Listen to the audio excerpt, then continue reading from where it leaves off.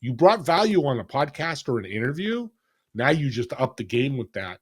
Inevitably, whether they're wealthy, not wealthy, people are always going to ask when you give them gifts, how can I support you? We are here with Steve Ramona. I am very excited to have him because he is the host of the Pantheon Alliance group mastermind that hosts 40 millionaires and billionaires. And his superpower is networking in a certain way with high-level individuals that allows for exponential growth.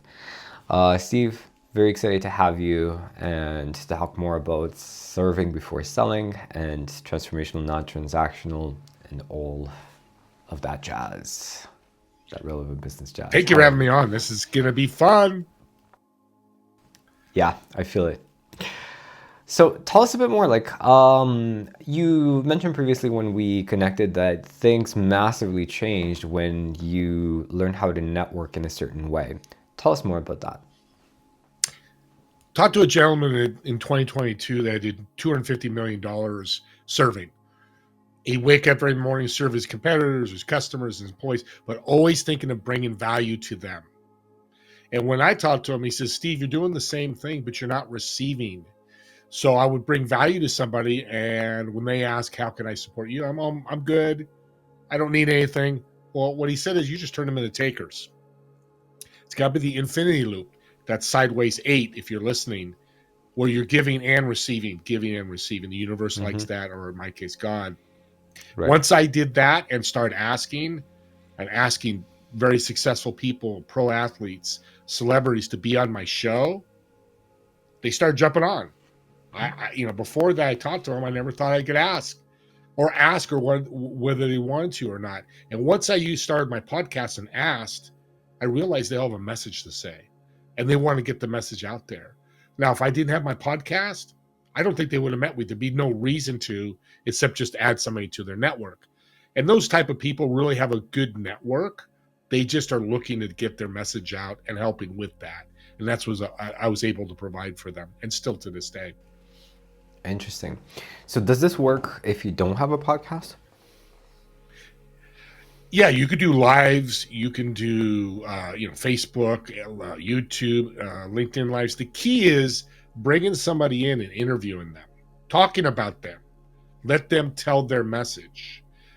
I mean, it's just hard any other way because think about this, audience. When you do a one-on-one meeting to meet somebody like we did, imagine thousands of people got to see our meeting and hear our meeting. And I go and put you out there to 30, 40,000 people, 3,000 on my newsletter. Well, that just takes that value to another level. And that's what I'm always looking for. And in Think and Grow Rich, it's called law of increase. But I take it to the next level. How can I do even more than I'm doing now? Sometimes I can't, but if you always have that mindset to do that, it's a game changer. And something I forgot to mention, guys, Steve actually has a #1 ranked podcast for small businesses and marketing. So that's really cool. I'd love to ask you a few questions about growing this show as well, but let's continue on the connecting route. Um, so when you say ask, right? Is there an ask during the interview or after the interview, or like how did that impact this aspect of connecting with high level individuals? How did that support your business? Well, shout out to Josh, and I believe I've set up a meeting with John, our partner, to do it. But Josh Tapp has been my mentor now, my business partner, and he taught me we call it the flywheel. The first 10 minutes of your show, if you're doing an hour show or 45 minutes, you get to know them, get prepped like we did, get ready, but you get to know them a little bit. You get to bring the energy, and then the show opens them up. What's their message? What's their desire? What's their passion? What's their pain points? I've got this nonprofit. I need to double whatever that is. So you're learning as you're building a podcast and recording. And then the last 10, 15, 20 minutes is, hey, you know what? I've got this referral for you. I've got this tip for you. I've got this resource. Again, bringing value. You brought value on a podcast or an interview. Now you just up the game with that. Inevitably, whether they're wealthy, not wealthy, people are always going to ask when you give them gifts, how can I support you? And if they Mm, don't, I go, Hey, Lee Steinberg, top sports agent, who was on my show. You know any athletes that would love to be on my show? I'd love to talk to them. Now, he didn't give me a referral, but he gave me somebody else who gave me a referral. What's the worst thing that happen, audience? When you ask, what is really the worst thing? Nope, I don't have anybody. Guess what? It still opens the door to follow up in a couple of months. Hey, Lee, did you find any new athletes who would be on my show? Nope, haven't. Maybe it's the third time to go, yeah, I've got Patrick Mahomes, a top NFL player, and LeBron James. Just putting it out there. You're like, wow. Because I kept asking. Hey, thank you so much for tuning in. I hope you're enjoying the episode. And I just wanted to let you know that if you're making more than six figures and you want to collapse time between where you are right now and your goals, you want to scale your business with a lot more freedom, a lot more fun, a lot more joy from this experience. And like I mentioned, do it faster. I have something that will help. Just like I did my clients. For example, Yoshwin was actually afraid to grow his $120 million a year business because he was afraid he was going to make a mistake that would cost him millions. I quickly got him unstuck and well on his way to doubling the business. Another example, Jessica, she was making 10K a month, but she was stressed out, overwhelmed, overworked, close to burnout, and she was actually kind of hating her business. She quickly scaled to 25K a month while actually working less and having more fun in the business. And I do it through my Warrior Shaman system. If you'd like to learn more about how this system can help you achieve your goals, like I mentioned, with more freedom, fun, and just less grind, less hustle, there's a link below where you can learn more. Now let's get back to the episode. You keep asking, something's going to, nobody's going to go, hey, Steve, stop asking me. You're being a pain in the butt. If you're Right. aggressive with it and you're pitching, that's the difference. I'm just, hey, Lee, you have any more guests for me? No, I don't. Okay, I'll follow up with you. Great. That's it. Super simple. That's cool. It's power in the follow-up. But I love the fact that Yeah. you said, okay, you lead with value, right? You give them something valuable to them, but first learn what that is. Don't just shoot in the dark. Yep. Well, here's the phrase I tell everybody on every show I'm on: shut up and listen, and then Mm-hmm. ask. Well, people Yeah. go, shut up. Yeah, I'm listening. No, you're not. Excuse me, not everybody. And I use this example of a Zoom room, the Brady Bunch. If you know, I'm an old guy. Brady Bunch are all the boxes, and sometimes the box goes black. Sometimes you're looking and people are turning away. Now they've shut up and they've muted, but are listening what the person's saying. Are they taking in what the person's saying? That's what I'm talking about. And every call, every time you meet somebody in person or online, learn that. In a podcast, the rule is 80-20 that I've used, a lot of people use, and you use it, Bogdan. 80% the guest talks and 20% I talk. But that 80%, I get to learn so much. If I'm talking all the time as a host, the audience never learns about the guest. And of course, I never learn about the guest. Yeah, that's true. Like learning to shut up is a God-given gift that you can learn. Yeah, anybody can do it. I'm not special. I'm special because I take action. I love that. What were you doing before podcasting? Tell us a bit about your story. I've been an entrepreneur my whole life. My dad was a contractor for 40, 50 years. I watched him growing up. This free time to come to my games, go to different things and then go back to work. So his schedule was somewhat free in a sense. He can pick and choose. He'd take Thursdays off and play golf with his boys. And then they'd have dinner and play cards or whatever they did at the Italian American Club. And I just love that. I've had one job in my 62 years and I hated it. And I hate it because it's just not for me. What was Jobs the are job? good for people. Exactly. It was selling picture frames. Picture Actually, get on the frames. phone. Yep, just cold calling. Hey, you looking for picture frames? This is back in early '80s. It was probably the wrong way to start my career with when it comes to a job. But Yeah. I did work at a health club when I was 18. Eventually, but that was working with my family, so it was kind of a pseudo job, but it became more of a family business. Every single one of us wakes up in the morning and says, you know what? My life would be so much better if I just had the right picture frame. Yeah. And that's kind of our messaging. It was sometimes we'd sell them, and It was a great experience, as all your audience should think about. Your past experience will always be lessons you'll learn to take. If you learn those lessons, take them onto your future life. 100%. I just interviewed Jane War, and she was talking about her first experience in business, starting with a multi-level marketing business, and now she's this high-level sales goddess. And the irony is that multi-level marketing people are horrible when it comes to sales, like to selling anything, because like, oh, we're not selling anything, we're presenting, we're sharing an opportunity. Shut up. Yeah, yeah. You I did are. 15 years of MLM, so I know exactly what you're talking about, and it should be educated as a side gig. As, hey, Bogdan, you want my product or service? No, great. Do you know anybody's interested? Great, move on. But Yep. with these leaders, and I'll say it publicly, who makes most of the money? The company. Yeah, the company. It's like like gambling houses. Who makes the money, That's interesting. Never heard that right? before. Yeah, That's a house good one. always wins, right? Yeah. And the fact is, you are selling, you just suck at it. That's the problem. And nobody teaches you how to do it properly, right? And how to connect. So tell us a bit more of like service instead of selling. What's the difference? What's the most common mistake people make, not just in sales, but when connecting with high level people?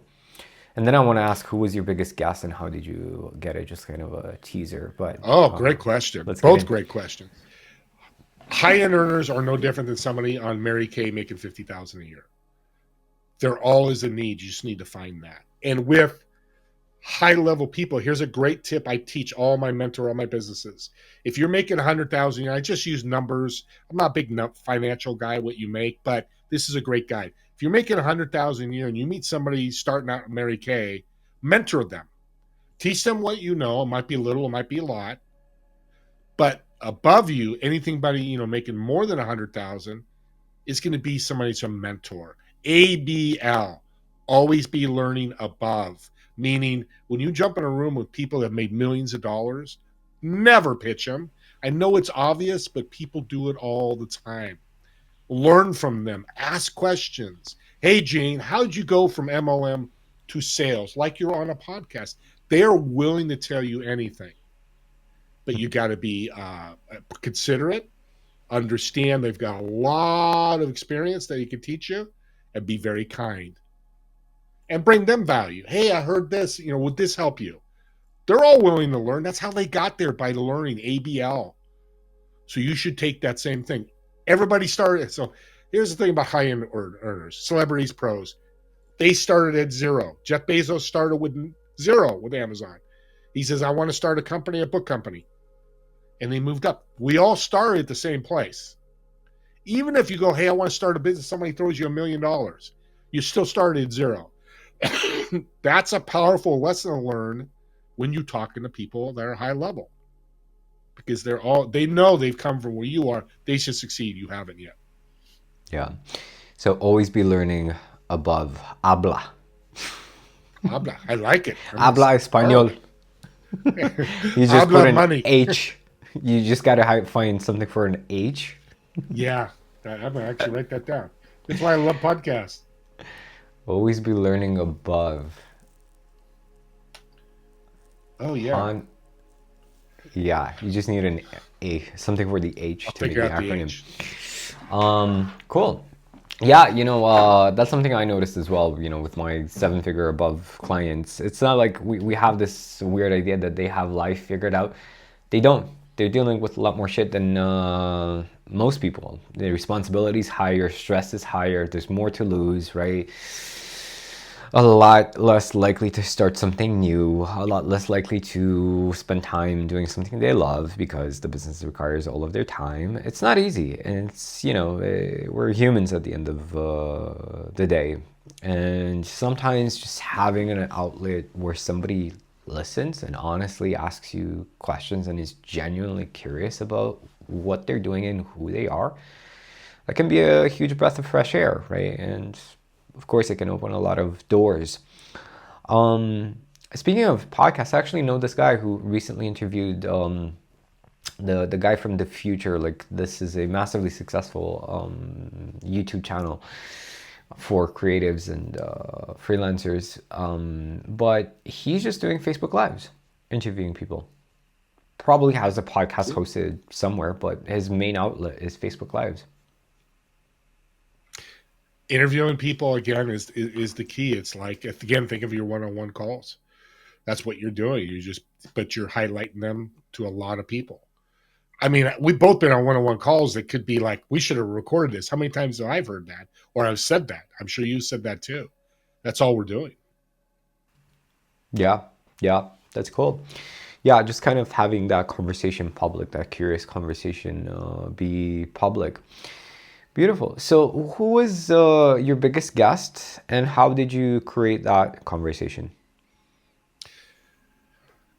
I got so many, but as you asked that question, I've been thinking about it for the last 5 minutes. So I met Chase and Rami, and I met them through a podcasting matchmaking company. I have 5 of them that bring me opportunities for guests all the time.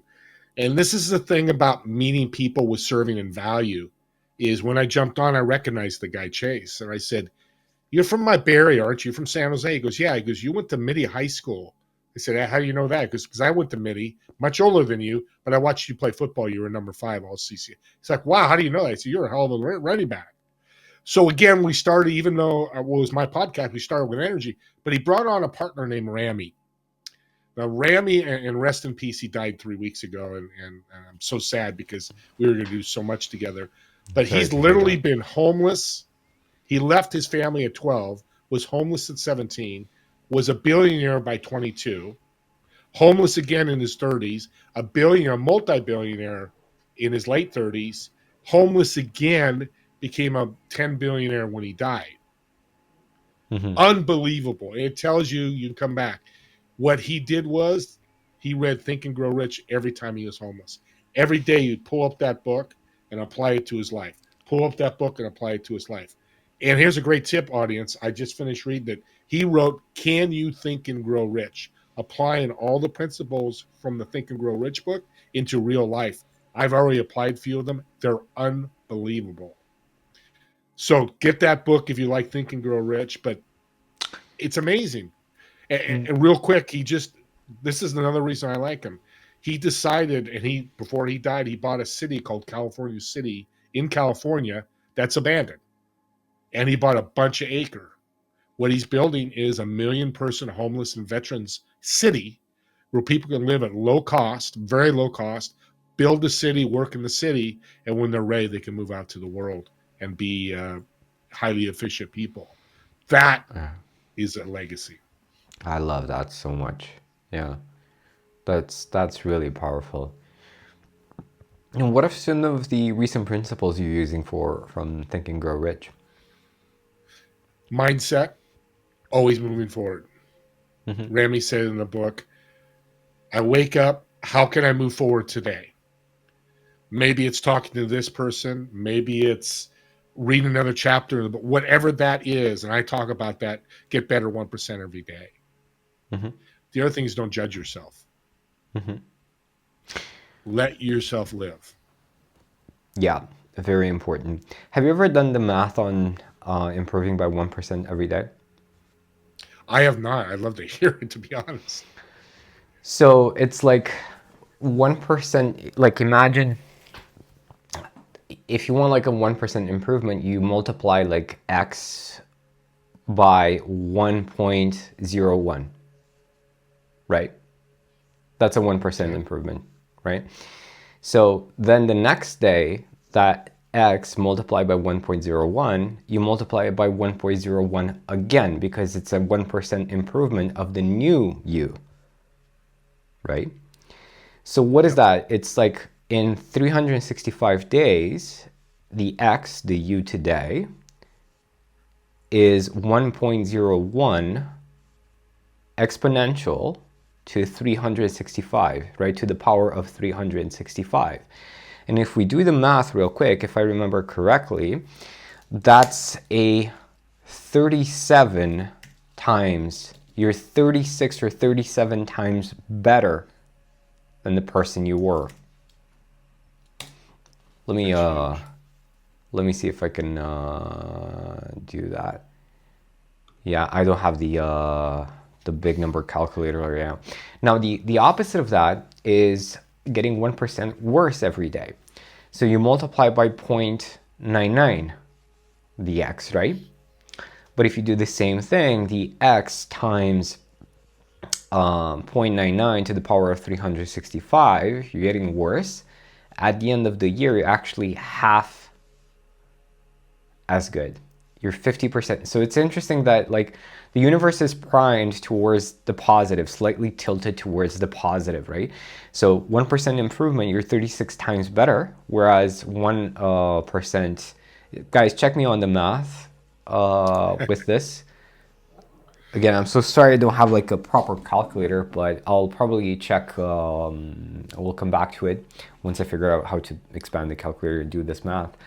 But that's really what's happening, right? That's the transformation. That's the amplification. It applies for your business. It applies for everything.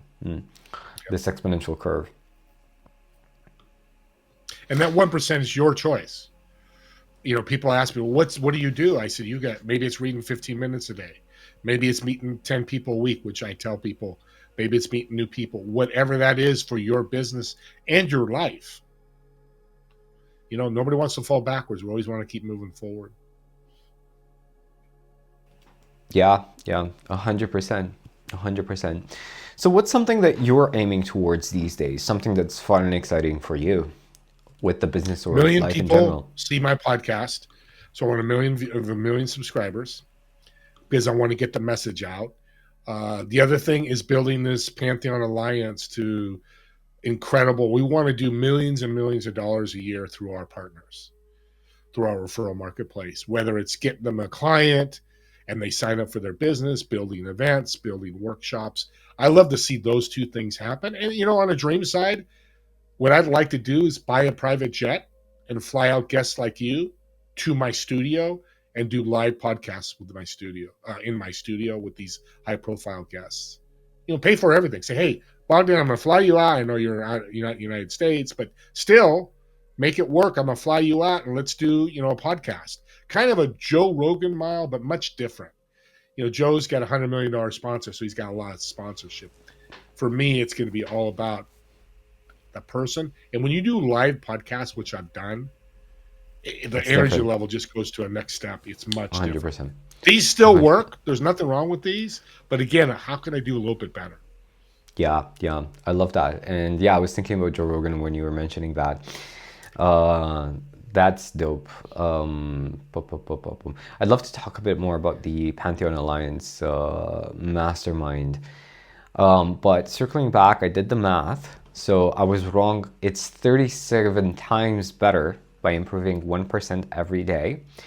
And then when you're getting 1% worse every day, you're actually, at the end of the year, you're actually at 0.02 of what you were, meaning 2%.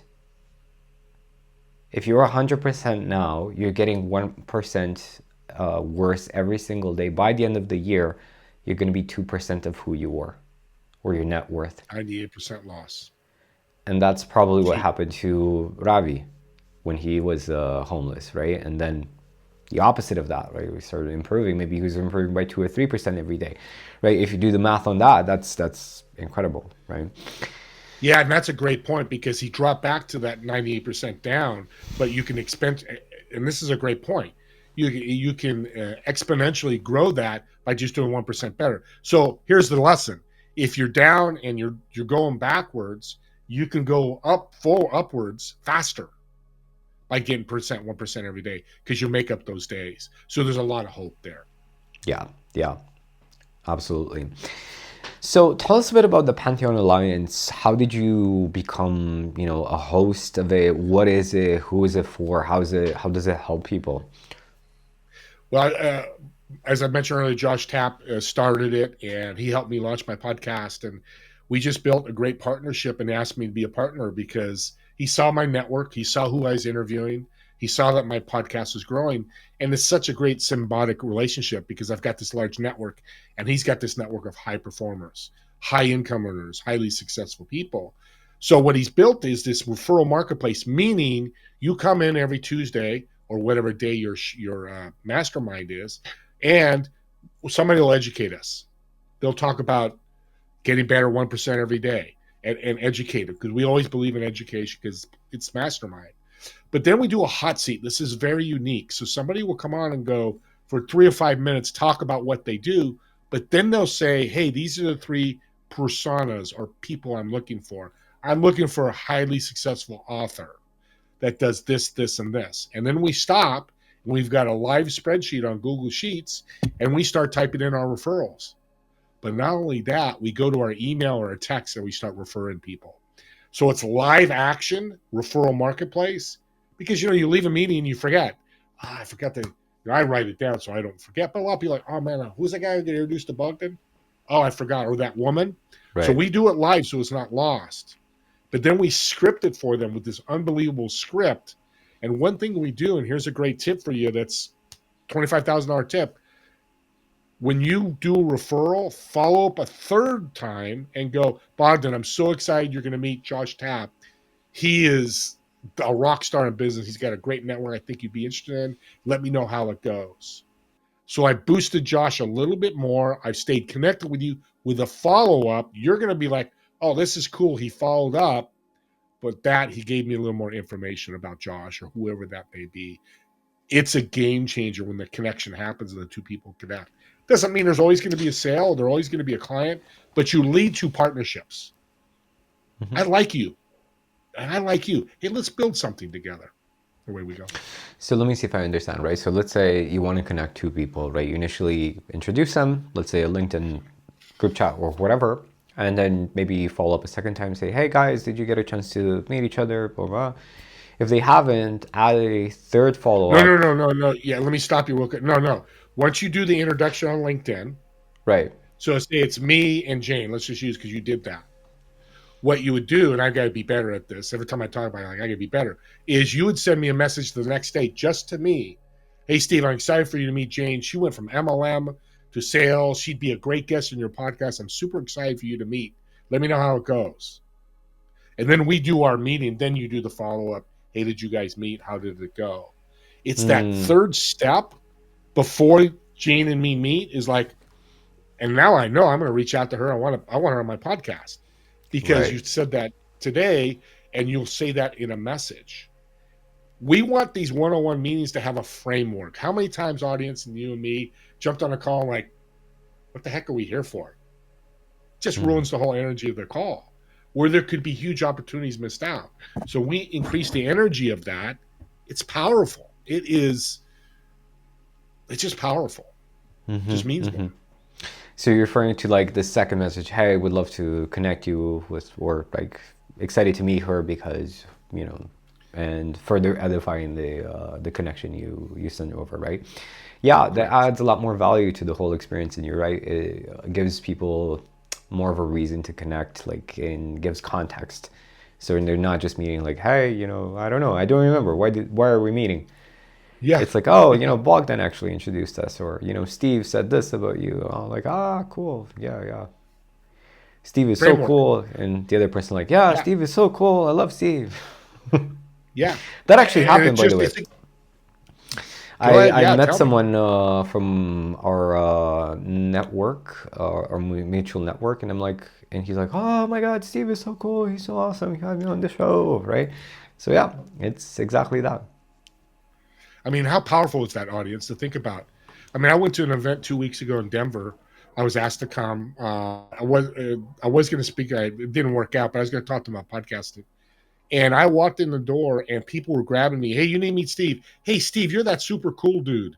Yeah, I guess I am. Guess what? I had 50 referrals. Some very powerful referrals. A guy wants me to help run his virtual speaking gig in August.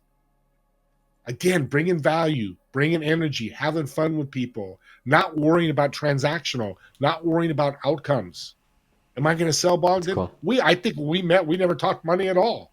We just No, talked podcasting and how we can help each other. And that's the power of law of increase and value. I love that. I love that so much. Beautiful. Guys, have a look at Steve's podcast. Check it out. And if you're interested in learning more about the Pantheon Alliance and how it can serve you, you'll find I'm going to link Steve's LinkedIn below or his contact details so you can reach out to him. But in the meantime, let me know what were your biggest insights, or if you're thinking of starting a show, who would you like to connect with? And by the way, quick story. I also interview people I never would have thought would be possible back when I had the Personal Development Through Martial Arts podcast. I had Sharan Srivatsa. He's probably already a billionaire. I had Elliot Hulse, who I had been following for a long time. I recently had Derek Rydal, whose book I was reading about abundance. It's incredible. It's incredible. You get it's like, you know, a foot in the door that you wouldn't necessarily have. Yeah, and thank you for introducing me to Derek, because he's going to be on my podcast, and that's Yeah, the other he's power of awesome. podcast. He's Great a guy. great interview. Gave him some Great great interview. introductions, but see, this is the power of podcasting or lives. Me and you are doing podcast. Is that share? So if anything else, I can always give somebody a referral if they have a podcast, because I have 400 guests. And there's these people that I know would be fair. Or you tell me, hey, Steve, this is what I'm looking for. Great, I got. So here's the thing: a lot of people jump on a call and they go, "What do I say? What do you do? How long have you been doing it? What are you passionate about?" Those three questions, have them written down on your computer, your desk somewhere. When you jump on a call, fire off those questions. I guarantee you, it's going to go in great tangents, because they're going to ask you the same thing, or ask you something that starts branching out this network of questions. That it's so much fun to do, and I know you are the same way, Bob. It's so much to do calls now, because you get to learn people. Do they all work with me? No, but I try to help all of them. Yeah, that's awesome. That's awesome. That's the real, state of freedom, of not needing something but providing, but also having the door open to receiving. You know, a huge mistake. Just giving, and never allowing yourself to receive and grow. Beautiful. Guys, connect with Steve, check out his work. And Steve, thanks so much for being here, being a guest. Thank you for having me on. It was a lot of fun. Yeah, I have fun too. Beautiful. Let's see when we can circle back and have another one. Let's do it. I love it.